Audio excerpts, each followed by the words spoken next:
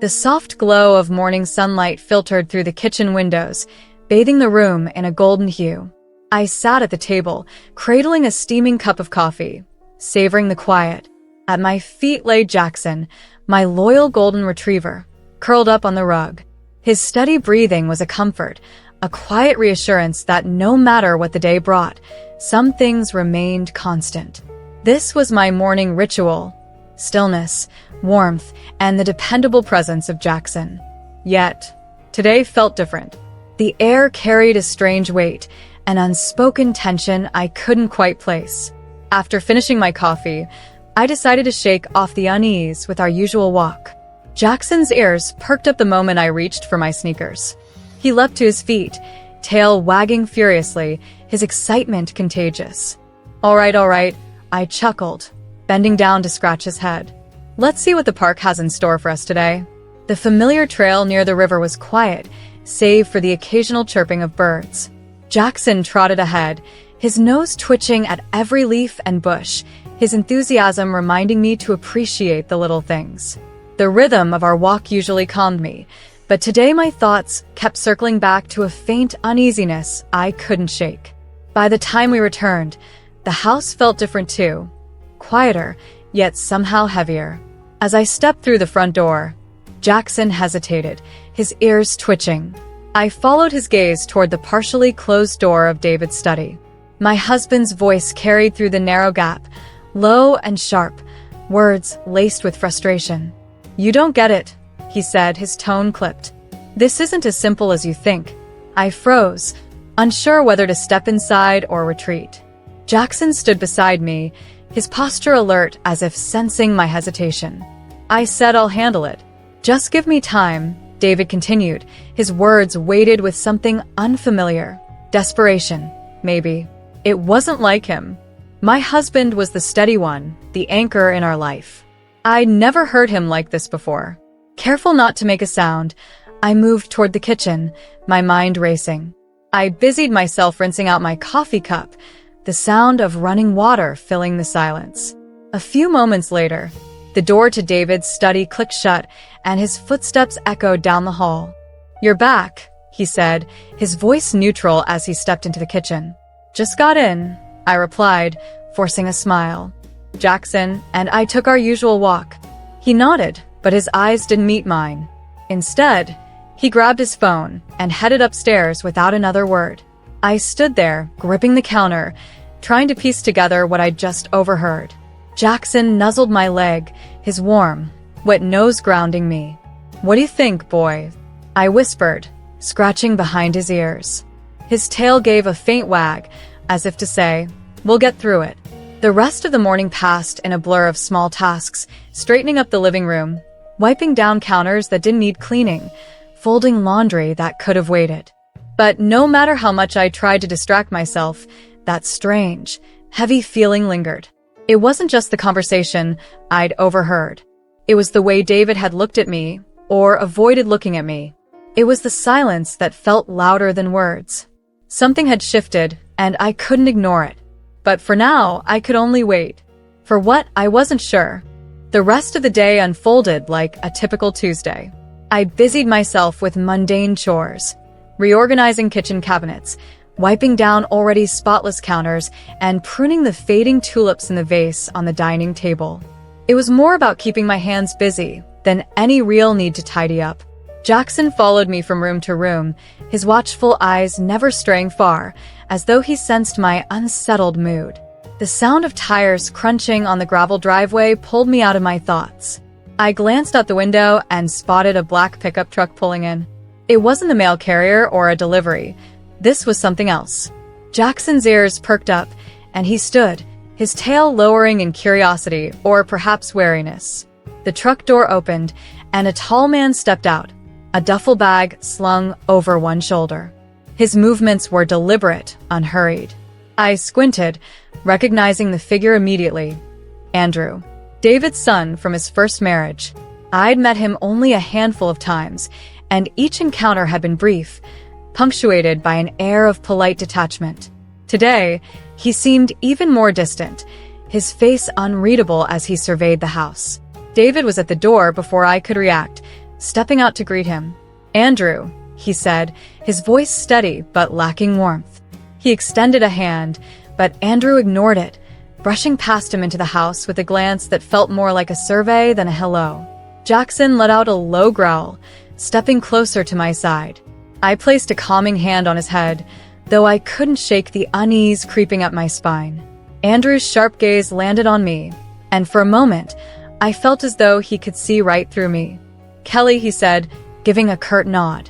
"Andrew," I replied, forcing a polite smile. His attention shifted to Jackson. "Didn't know you had a dog," he remarked, his tone neutral. "Jackson's part of the family," I said lightly, scratching behind the dog's ears. "He's a good judge of character." Andrew smirked, though it didn't reach his eyes, and turned to follow David into the house. Jackson stayed close to me, his ears twitching as though he didn't trust the new arrival any more than I did. Dinner that evening was tense. The three of us sat around the large dining table, the space between us feeling more like a chasm. I'd made roasted chicken and potatoes, paired with a crisp salad. Normally, it was a meal that brought a sense of comfort, but tonight, the atmosphere was anything but cozy. "How's school?" David asked, his attempt at small talk coming out strained. Andrew barely looked up from his plate. "Not in school anymore. I work now," he replied flatly, cutting into his chicken. David blinked, clearly thrown off. "Work? What kind of? Does it matter?" Andrew interrupted, his tone laced with indifference. I jumped in, trying to defuse the tension. "What kind of work do you do?" Andrew finally glanced at me, his expression unreadable. "Nothing you'd find interesting," he said with a dismissive shrug. Jackson, lying under the table, let out another low growl. I felt the vibration through the floorboards and placed my hand on his back, hoping to calm him and myself. David leaned back in his chair, sighing, while I tried a different approach. "Do you have any hobbies?" I asked, keeping my voice light. "Something you enjoy doing?" Andrew smirked, his eyes briefly flicking to his father. "You mean like gardening?" His sarcasm wasn't lost on me, but I ignored it, focusing on my plate instead. After dinner, David retreated to his study, leaving me to clean up. I was rinsing the last dish when I realized I wasn't alone. Andrew stood in the doorway, holding a glass of water, his presence heavy in the quiet kitchen. "You don't have to try so hard, you know," he said, his voice softer than before, but no less unsettling. I turned to face him, unsure how to respond. "What do you mean?" "This," he gestured vaguely, "the whole perfect life thing. It doesn't suit you." I stared at him, the weight of his words sinking in, but I couldn't find an answer.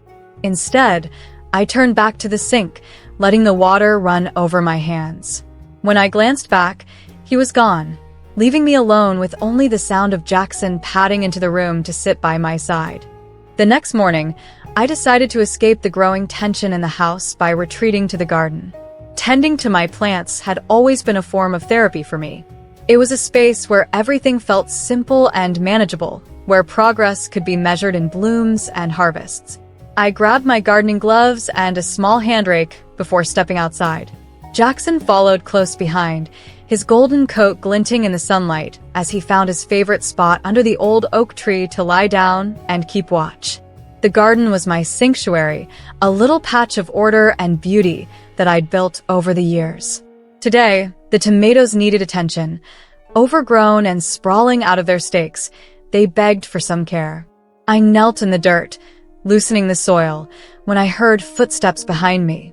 Turning, I saw Andrew standing at the edge of the garden, leaning against the fence with his hands in his pockets. "You really like this place, don't you?" he said, his voice carrying a hint of curiosity.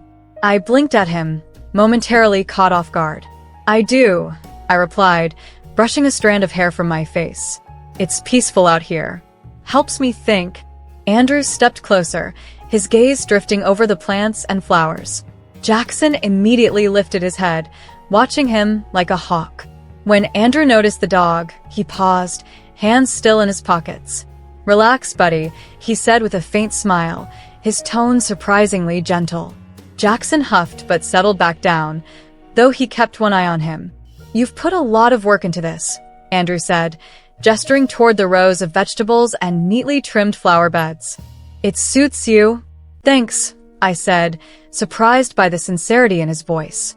"It's one of the few things I can control, you know?" Andrew nodded, but his expression darkened slightly. "Control's overrated," he muttered, almost to himself. "Life has a way of reminding you that you don't really have any." I set down my rake, leaning back on my heels to look at him more closely. He wasn't being sarcastic or dismissive this time. He was serious, almost vulnerable. "Maybe," I said slowly, "but sometimes a little control can help you keep everything from falling apart." He didn't respond immediately. Instead, he crouched down and ran his fingers through the dirt near the tomato plants, as if testing its texture. "This garden," he said after a moment, "feels like the kind of place where people find truth. Or maybe just avoid it."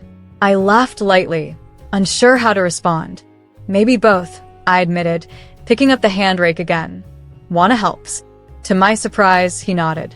Andrew rolled up his sleeves and joined me, carefully driving stakes into the ground and tying up the sagging tomato vines. We worked in silence for a while, the only sounds coming from the soft rustling of leaves and the occasional chirp of birds. Jackson, sensing the lack of tension, finally relaxed completely, sprawling out on his side in the shade. As we worked, I realized how different Andrew seemed. His guarded demeanor had softened, and for the first time, he looked more at ease, almost like he belonged here. The usual tension between us had melted away, replaced by a quiet camaraderie that felt natural. By the time we finished, the late afternoon sun had turned the garden golden. The tomatoes stood upright again, and the soil was freshly tilled. Andrew stood next to me, hands on his hips as he surveyed our work. "Not bad," I said, brushing dirt off my gloves. "We make a good team." He chuckled, shaking his head. "Don't get used to it." I smirked but didn't push.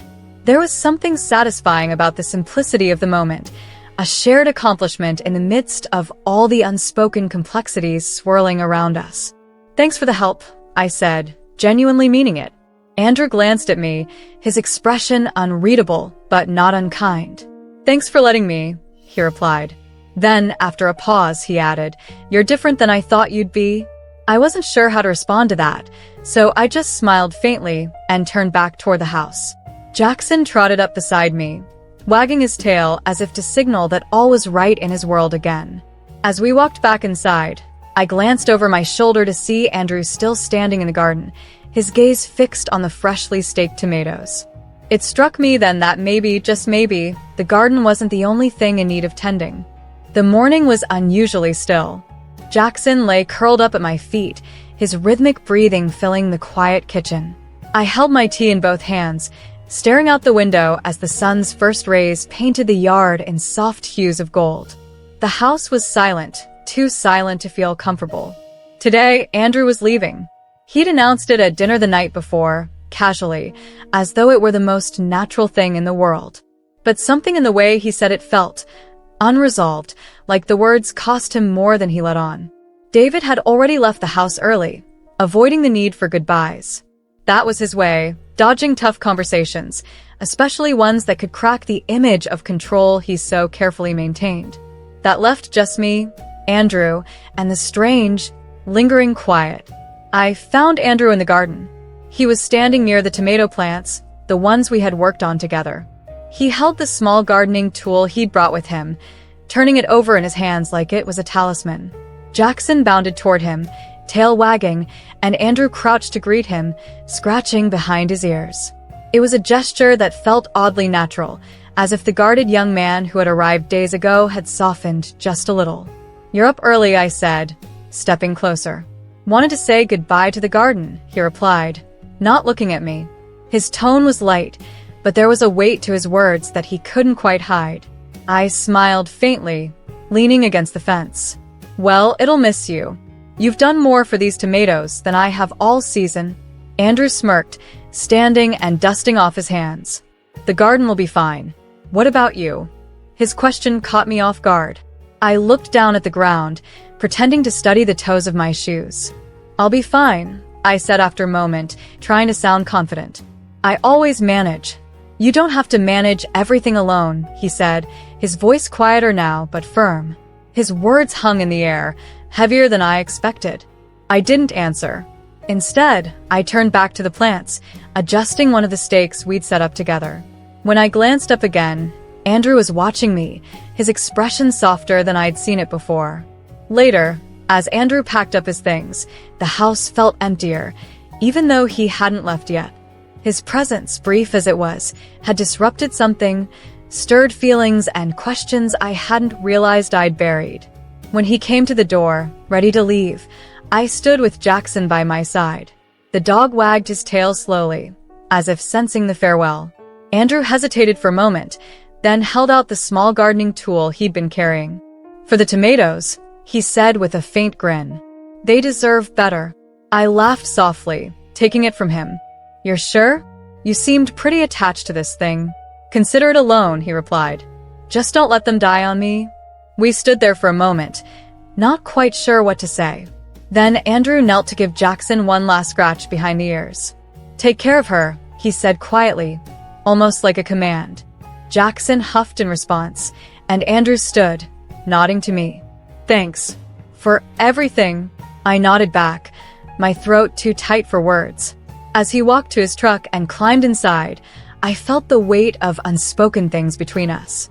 The engine roared to life, and he gave a quick wave before pulling out of the driveway, leaving me standing there with Jackson.